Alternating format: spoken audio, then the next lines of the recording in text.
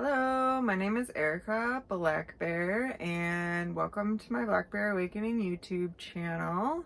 I have gotten some feedback that maybe it would be a good idea to create a video about myself and why I know the things that I know. So that's what this video is. It's kind of like an intro to me and an intro to my channel. I was basically born knowing what I came here to do, knowing what my quote-unquote mission was. I was always very psychically open, so I had all my psychic abilities turned up and on. I could see and communicate with my guide team as a very, very young child from birth on. And they were my closest friends and allies when I went through some very difficult things. So the reasons why I know so much about the Matrix is because I was born into a family line that was very heavily entrenched in some of the cults and groups that I mention in the Matrix videos. I was abused within the pedophile rings as a child by my father and other men that I both knew and didn't know. There were also a woman here or there that was involved.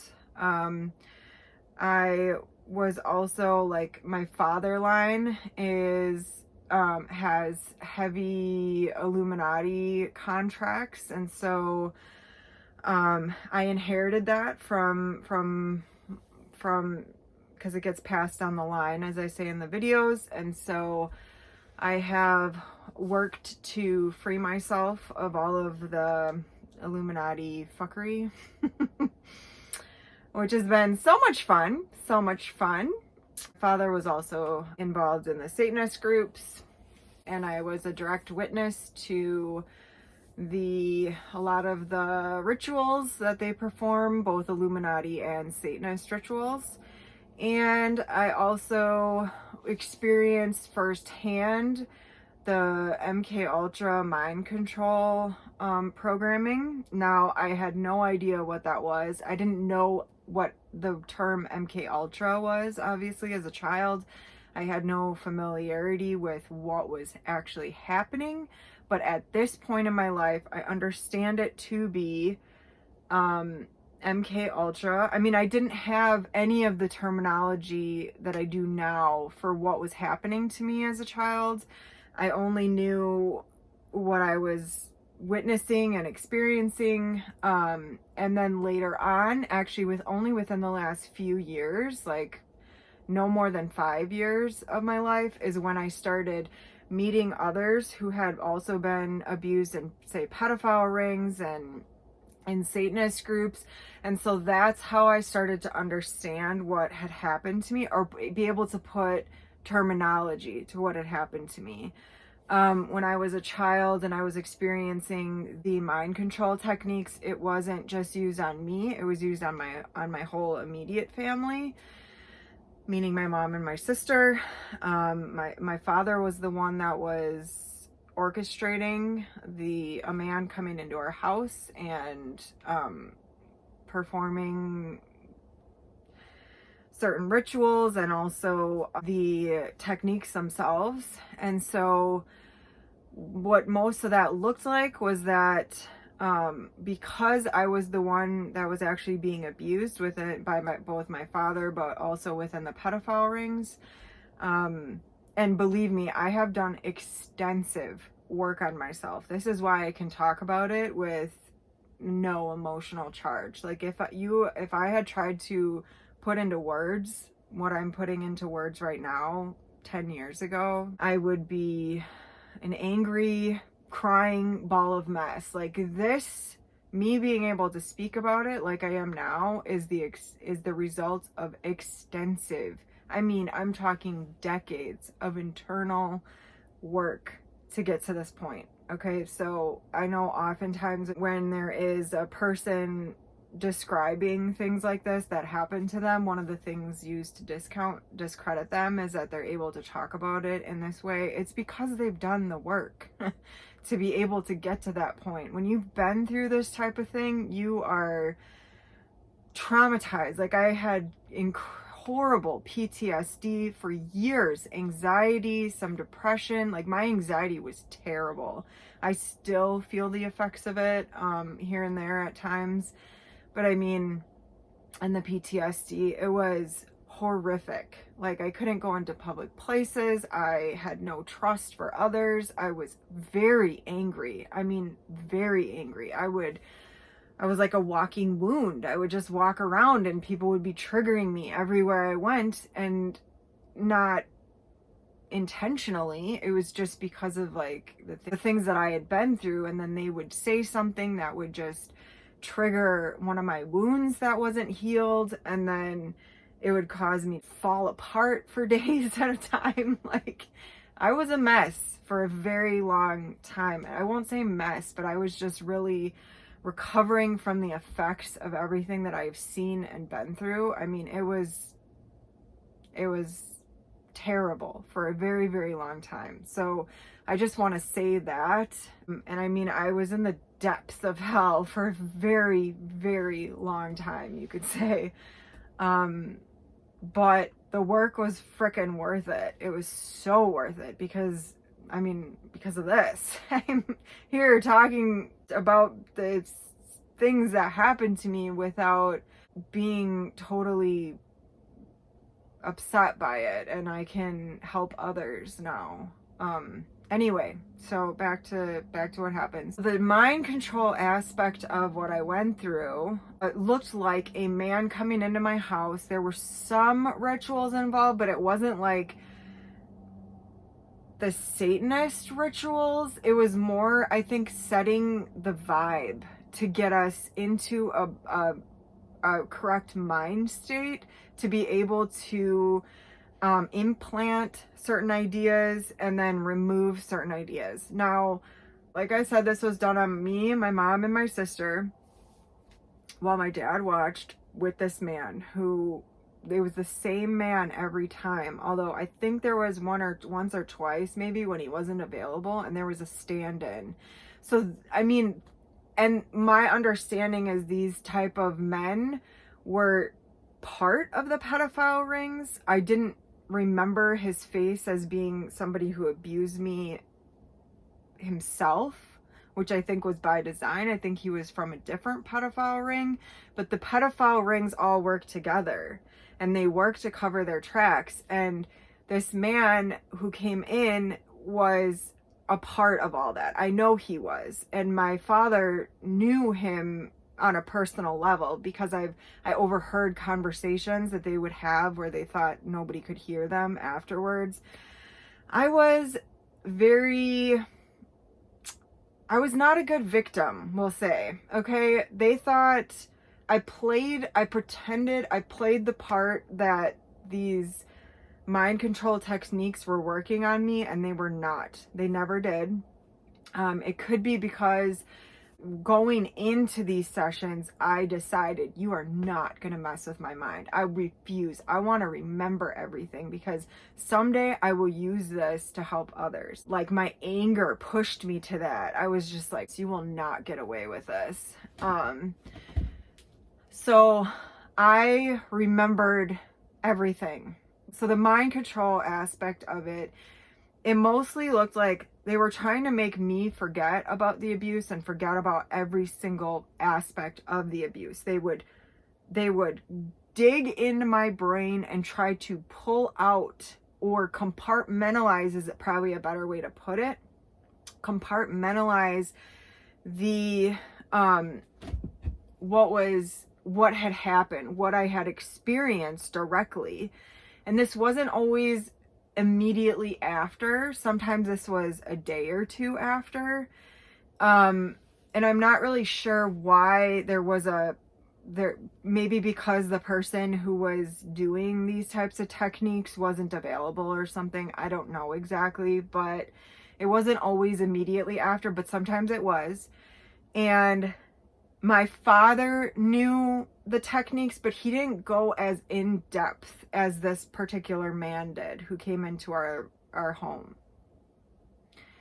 Now, my father would use the same techniques on me and my mom and my sister. I watched him do it many, many, many, many, many times. It's almost like a constant attack in your mind with these techniques that they're using. And it's like a lot of repetition, a lot of the same repeating things. And they would use things like drugs, like they would drug me and the other children so that while we were under the influence of things like heroin, or they like to use MDMA and LSD. So while we were under the influence, they would be implanting ideas. Like on me, they would always use, you're gonna love this. You're gonna become a drug addict when you're older. You're gonna die in a ditch by the time you're 18. They would like repeatedly say these things over years. This is years of time where it was like just being drilled into my head over and over and over again. And then things like, you'll never amount to anything. You'll never be able to get out of this. Meaning the emotional trauma of what they were putting me through. That's what they were meaning by you'll never get out of this. I mean, I understood that at that level, or at that time.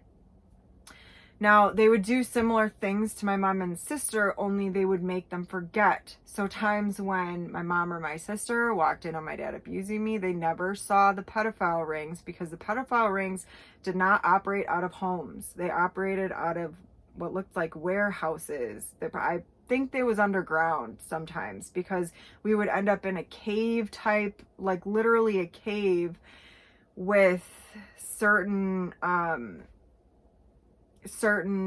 rituals happening, like think Eyes Wide Shut type of rituals, with the men in masks and robes, and there was a lot of that same kind of like energy behind it. And then we would somehow end up into like what looked like empty warehouses with a lot of beds, and the men would just abuse the children in these. So I don't know if it was all underground. I don't know, because a lot of times we were either drugged before we were taken to the location, or at least I can speak from my own experience. I was drugged. Like, I wasn't transported with other children. I was transported alone but typically by my father, to these locations. And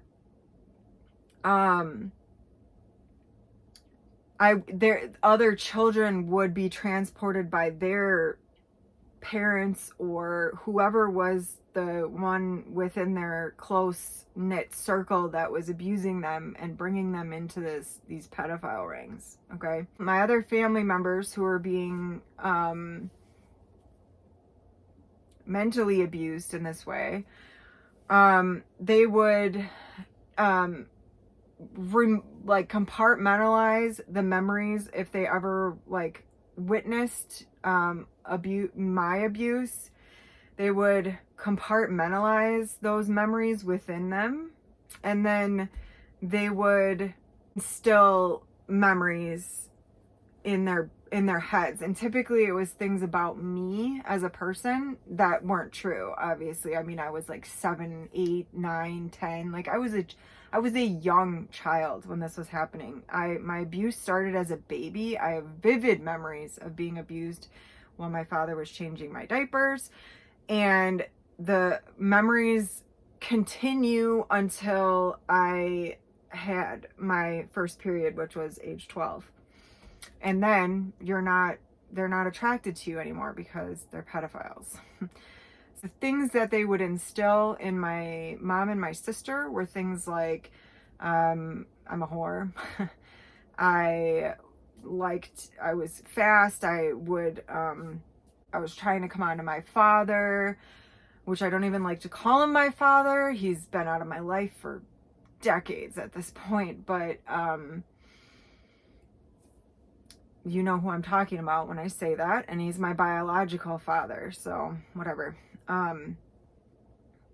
Anyway, things like that, where it was like, she's a drug addict, like, you know, she's easy, she's fast, she's, you know, she's got mental problems, she's crazy, like things like that, where it's like instilling these ideas in their head. Like she, like my mom to this day repeats things that they instilled in her. Like it worked on her. I'll say it freaking worked, because my mom is a weapon against me, and that was their intention. They used people the people who were supposed to be closest to me, they turned them into weapons against me. Okay, so every time, you know, I was trying to voice like something that was happening, not my abuse, but like just in general, in life in general. It was like my mom would immediately switch into this like person who would just tear me down, like not trusting me, like having this always this mistrust of me, thinking that I'm like out to get her. And there's been a lot of the same things with my sister, but not to the extent of my mom. Like my sister was very, very young when this stuff was going on, so there are effects that I see between her and my relationship, but it's not to the extent of what happened with my mom. And I don't have a relationship with my mom. Like it's been a long time since I ran into her recently unexpectedly, but I didn't actually communicate with her directly. But anyway, the point is that she's been out of my life for a very, very long time. But even when I ran into her, she was still saying the things that they instilled in her about me to other people that I was with, that not to me directly, but like to other people. And that's like what she did throughout my life. And that it was intentional. Like the pedophile rings use this type of abuse to alienate their victims from anybody who would become close to them, friends, family members, family friends, like people. Like there were people that I grew up with, where my mom especially, but also my father, would say things to them, those same stories they told throughout my life to anybody who I was close to. They alienated a lot of my any close friends and family that I had, especially during my teenage years, by saying the things. I'm a drug addict. I'm crazy. I have mental issues. I can't be trusted.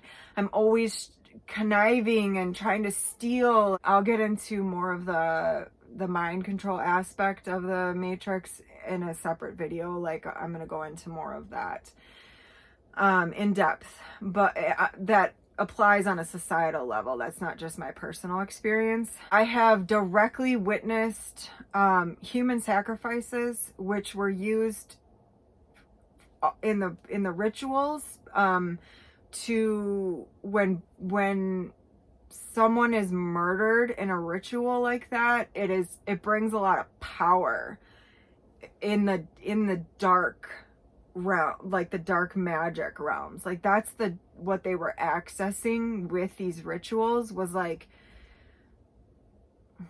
I don't know that you could really call it all dark magic, but it was like that type of energy that they were accessing. And so when they would actually sacrifice a human or an animal, but typically it was they preferred humans because there was more power behind it.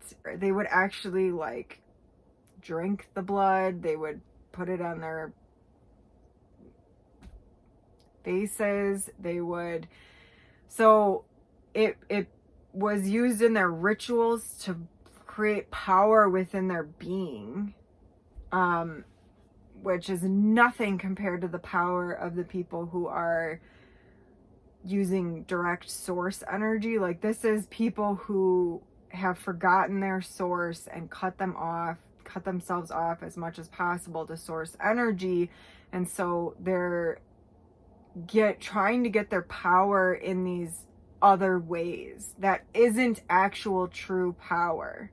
Okay, but to them in the moment it feels powerful, and it does give them some sort of power surge. Like, it's not empty of that, but it's nothing compared to like the true source of power. But they've been wounded in a way that makes them angry with God, with source energy, and so it's almost like a rebellious teenager is what they act like. I mean, obviously it is horrifying, the things that they do, especially from a human standpoint. But they also use those types of rituals to rip into the psyche of the children. So the children who are abused in these pedophile rings are forced to watch these things. Like, I remember watching the ritual up until that point, and then I was gonna vomit and I had to look away because it was just so horrifying. I mean, I was like 7 maybe the first time. I don't even know that it was the first time, but this particular time that I'm remembering when I'm speaking of this is I was maybe 6 or 7, and I remember feeling very nauseous and turning away, and my father was directly behind me, and he forced me to look, and he said, if you don't look, I will put you up there next. And so I watched, but the point was to rip into the psyche of the children, terrify them, and create a split, like a schizophrenic split in the child. It's another aspect of mind control when you're forced as a young child to experience such severe violence. They know what the effects of that are typically, and that's what they're trying to do. And the fear that they create in the children, it's almost like, what's the word I want to use? Like loosh for them. They suck that energy from the children, okay? So the children become terrified before they're even being abused.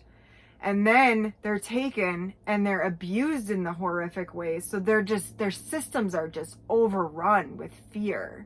It's like a specific energy that they just pull from the children. It's very powerful, potent. Fear is such a big emotion that it's a very powerful source of energy for them. Now, it's not only the men. So like, I also, because you could say I was born with my third eye wide open, I could see the beings that were not in the third dimensional realm. I've always been able to see the other dimensions, the beings in other dimensional realms. Because of this, I saw, and many children are like that. Many children are born wide open like that with their abilities up and on. And the men in the pedophile rings know that, and they use it against them. They use it to hurt them. And so the men in these groups had an alliance with, this particular group that I directly experienced, the pedophile ring that I directly experienced, the main pedophile ring I directly experienced. I experienced other pedophile rings that interacted with this one as well. But the main pedophile ring that I was abused in, they had an alliance with the Alpha Draconian, what I now understand to be the Alpha Draconians, and the reptilian ET groups Beings would have been in higher fourth, lower fifth, maybe middle fifth dimensional range. So their species were further along than humanity at this point. And so they could, you could use the term astral project their soul out of their body. So they did have a physical form somewhere, but they could project their soul, and they had an alliance with these men. They would connect in like a human, like a soul would, into the human body. They connected into the bodies of the men that were abusing the kids in this pedophile ring.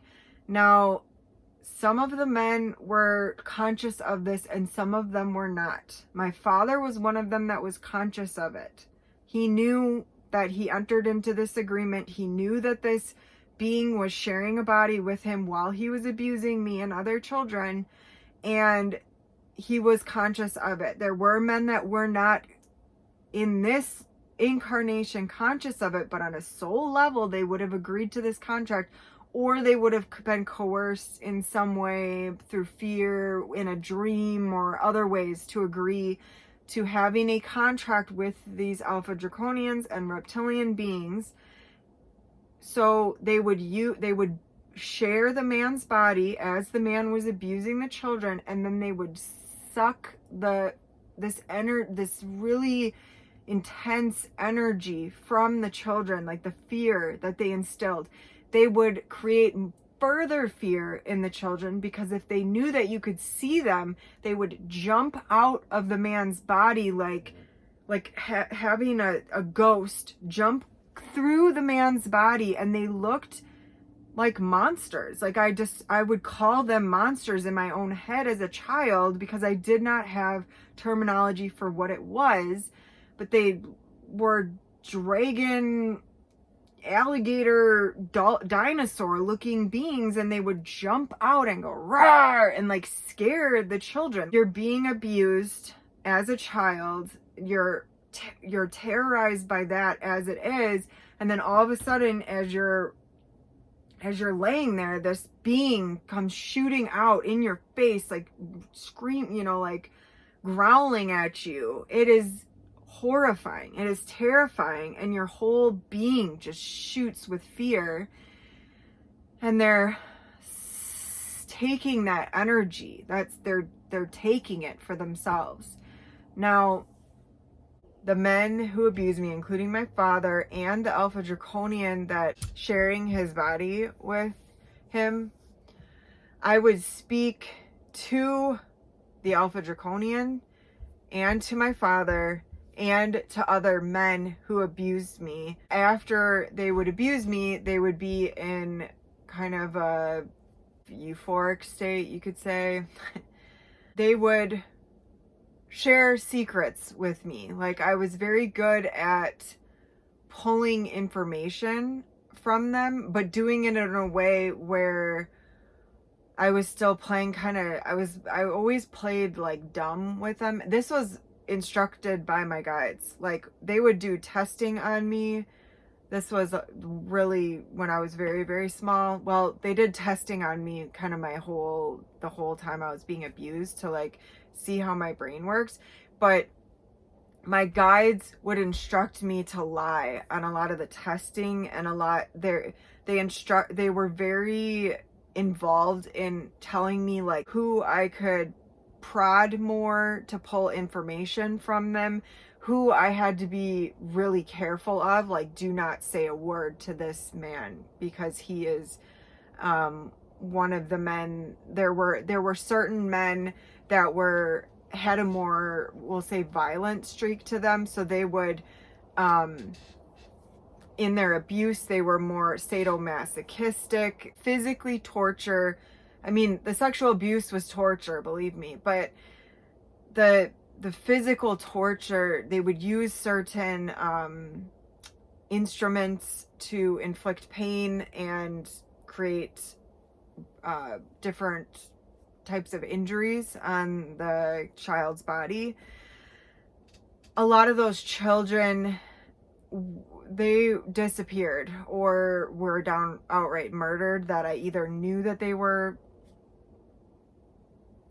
murdered, or they would disappear and I would never see them again when they would go with those particular men in particular. There were certain, and women, the women who were involved, and there was very few and far between. I only saw maybe 2 to 3 women involved in this type of abuse, these pedophile rings. The women who were involved were worse than the men. They were very violent. They would be the ones, some of the examples of very violent abusers, you know, choking children, cutting them. Like, there was terrible things happening, like, beyond the sexual abuse. The sexual abuse itself was terrible, of course. The rituals themselves were terrible. This was another level of, like, horror. And sometimes there would be a certain pedophile that would, they looked, those types of pedophiles, the ones that were more violent, looked for certain types of victims. They looked for meeker victims. They looked for victims that wouldn't say a whole lot. There was like this hatred for those types of children, like the ones that couldn't look them in the eye, you know, like the ones who were beat down more by the abuse. Those were the ones that were often chosen for the more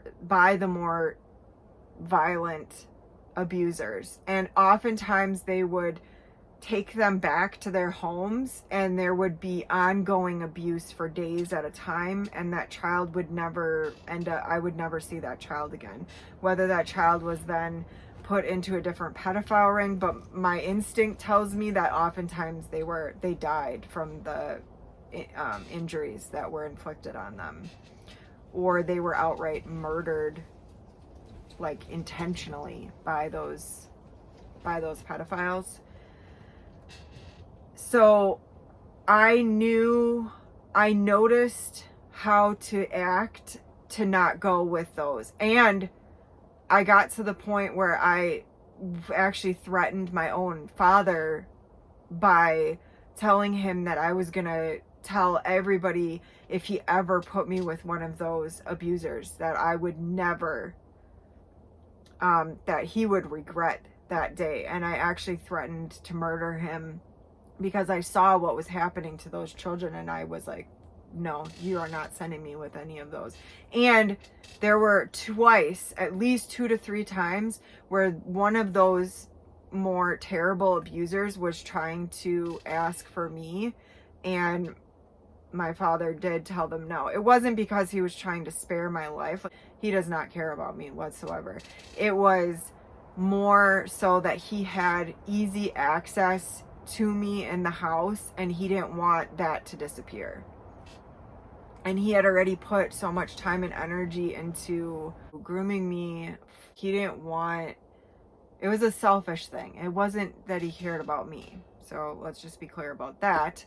And I know that from my conversations with him. Like, I had a lot of conversations with my father. I know exactly the type of abuse he endured by his own mother. I know the incest that was happening between him and his brothers and sisters within the family. I got a lot of information from different men about the matrix system. They never called it the matrix. But I started to understand that it was not just a localized pedophile ring that I was dealing with. This was a worldwide thing. And so I was getting information about how it worked a little bit, and why they were doing what they were doing. From different men, bits and pieces. Now, they were always wary of me. My father was more loose-lipped after a while. I mean, it's like I earned his trust on some way, and so he became more,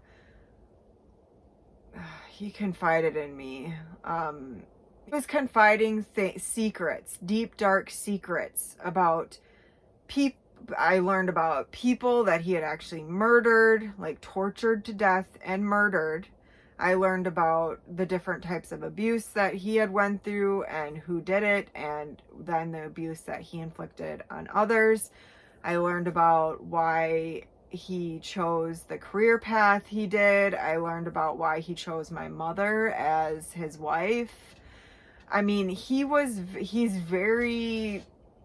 got to be a psychopath. He's very removed from his emotions, but he can turn on fake emotion easily.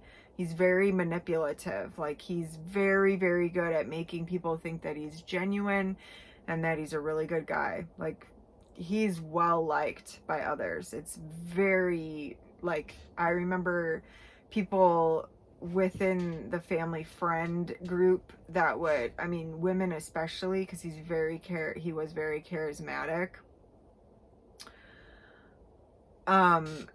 They would come up to me as a small child. You're so lucky that he's your dad, and like, you're so lucky, he's such a good man. And I'm thinking, oh my God, you don't even know. You don't even know this man. It was kind of gross, but anyway, so, but other men, I learned how the pedophile groups would coerce men who may not have decided to participate in pedophilia on their own. I watched men be convinced to be a part of the pedophile rings, like men who were abused in their past. They were very good at coercing those men. I also was actually a witness to at least a couple men who were trying to coerce, and those men were like, are you insane? This is crazy. And they got really pissed. And I don't know what happened to those men, but my guess is some type of like MK Ultra mind control, because it's not like it ever came out. My father was a part of a men's organization, and he was a leader within that organization. The organization was a cover, you could say, for the pedophile ring. And so many of the men that went through trainings within this organization were part of the pedophile ring, but not all men were. And that's by design, again, as I have mentioned. So I got a lot of information out of men. They were always, people aside from my father were very wary. I remember ending up trying to get information from the wrong man and having him get very mad. There was one man in particular that wanted me to be murdered. Like, he knew I was asking too many questions. I was very good at kind of playing a little bit dumb, but not too dumb. And I towed the line a lot with like my own manipulation with these people. Like, it was a survival instinct, but it was also, I'm going to take you down at some point. Like, the information, you will give me information, and at some point I'm going to put this out into the public sphere so that everybody can know what is going on. Like, there was part of that happening, but it was partly my own survival instinct as well. Like, I saw what was happening to other children, and so I knew the role, like the type of personality to play. And I was pretty good at it, although there was this one man in particular who saw through it, and he was adamant that I was going to be murdered. And my father fought him on it. There were 2 to 3 different times where that particular man was like trying to force that I was going to be killed. and I was sitting right there, and they were talking about me like I wasn't there, and I heard the whole conversation. It wasn't like they were trying to be in secret, although they did MK Ultra, you know, me afterwards. So I have had direct experience with almost everything that I have spoken about in all of the videos that I'm going to do and have done. It comes from my direct experience, is the point I'm trying to make.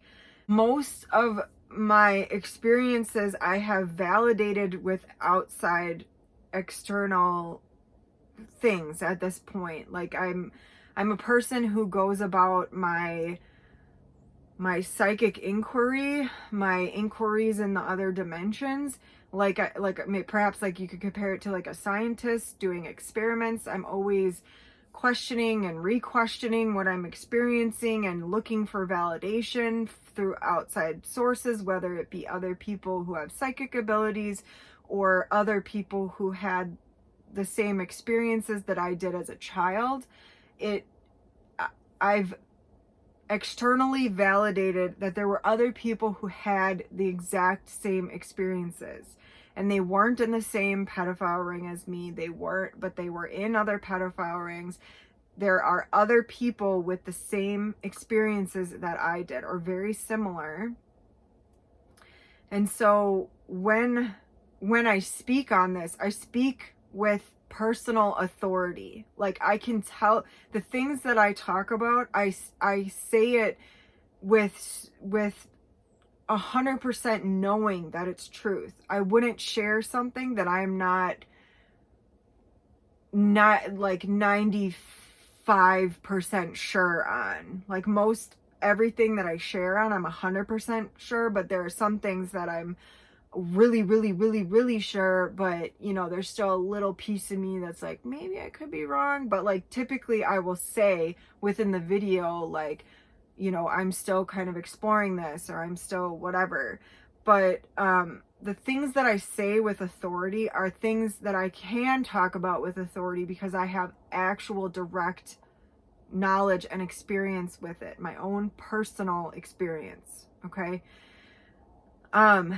So like I said, my psychic abilities were very strong. I've used my guide team, and I are very close. I have a like they're my family. They're the people that I go to when I'm struggling. I speak with them about everything. I have a very deep connection with them. They have gotten me through some of the most darkest times of my life. They helped me through the abuse. When I was older, I asked them to hold the memories. I couldn't contain all of those things within my being and go through the PTSD and the drug abuse that I did go through in my teenage years. I couldn't hold that and deal with that at the same time. So I asked my guide team to take those memories and to hold them for me until I could come back and process them properly. And so in my teen years, that was really, the abuse itself wasn't gone, but it was like out of my mind. And I was just going through this intensely angry, intensely rebellious. I was just taking every drug, and I was drinking as much as I was drinking myself into oblivion and taking every drug I could get my hands on in my teens and sort of into my early 20s, although I got pregnant with my oldest daughter when I was 19, and so that extremely slowed down my drug abuse. And very soon after I had her, I was able to pull myself off of, like, I stopped abusing the drugs. I would say that I would do them recreationally a little bit after that, but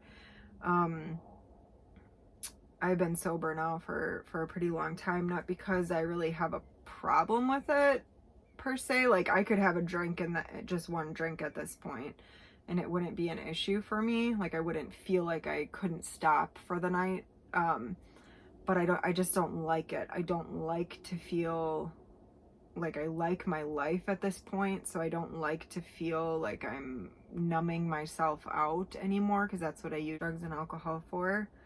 And in my teen years, I shut down my psychic abilities a bit. I was really struggling with some lower vibrational entities that were trying to attach to me, and really scaring me because I didn't know how to deal with them. And so I turned down a lot of my abilities. I asked my guides for help with that.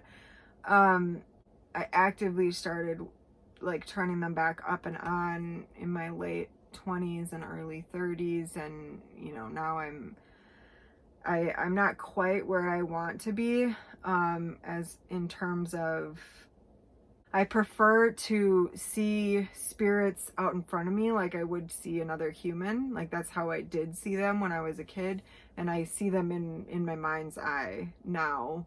And usually, sometimes I do see them out in front of me. But I have asked my guides to help me with that. What I understand is that it's more of a distraction for me right now than because of the other work that I'm trying to do. And so at some point soon that will be back. But for the most part, all of my psychic abilities are turned back up and on.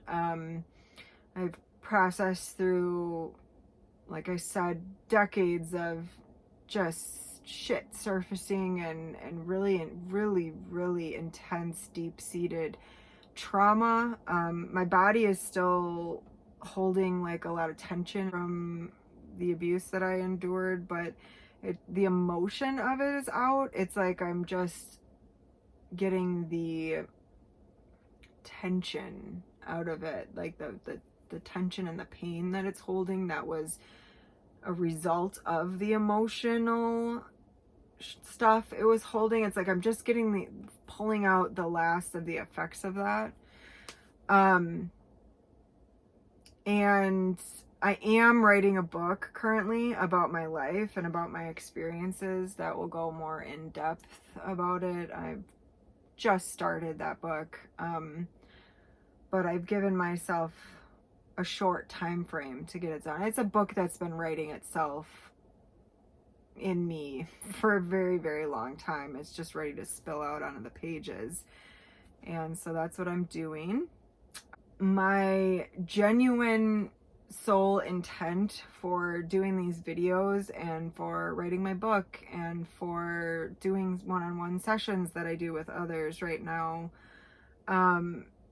is truly, I love humanity. I love what I love. I know what we can be once we get out of this system that is in place, the matrix system. Like I know what we will accomplish together.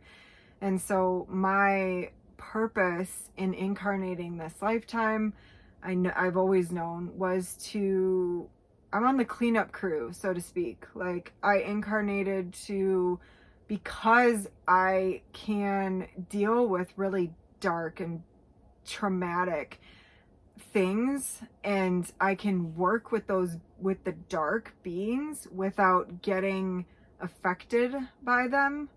And in many cases, I'm able to kind of turn them back towards the light. That's what I'm here to do. I'm here to help humanity heal the collective traumas that are on the planet. And so these videos, my one-on-one sessions, and my book is the start of me really diving into that work. I'm very clear, like I've always known the end goal of what I was here to do, like the big picture, but I didn't know the steps. And so now I'm getting clear on the steps and I'm working on those. Truly my intention is to help humanity. I get a lot of my information, I get in so many different ways. Like I get it from my guides, I get it from extraterrestrial beings that I work with. I've worked with 95 different species at this point. Like I've directly interacted and communicated with that many different species at this point for different reasons and in different ways. I pull information from that. I pull information from my own Akashic and galactic records, and I also work directly with spirit. I will get information. I have, either my inner knowing. I get a lot of visions where if I ask to understand a concept or something that I'm kind of mulling over and trying to understand, oftentimes I will have a vision where I'm in a scenario, in a situation where I am directly experiencing that situation, so that I can understand that from a direct kind of experiential standpoint in order to be able to share that knowledge with others, because that is the agreement that I have with spirit this lifetime, is that I'm here as a vessel. I've asked to be worked through to help others, and that is truly what I'm here for. So anyway, I just wanted to give you kind of an idea of where I'm coming from, why I know the things that I know, why I can speak with authority on such intense topics. And yeah, if you enjoy this video, please like it. You can follow my channel. That would be greatly appreciated. And my goal is to try to put out 2 videos a week. I'm not going to guarantee that every week that's going to happen, but I have a lot of information to share. Thank you so much for watching, and I hope you have a wonderful rest of your day.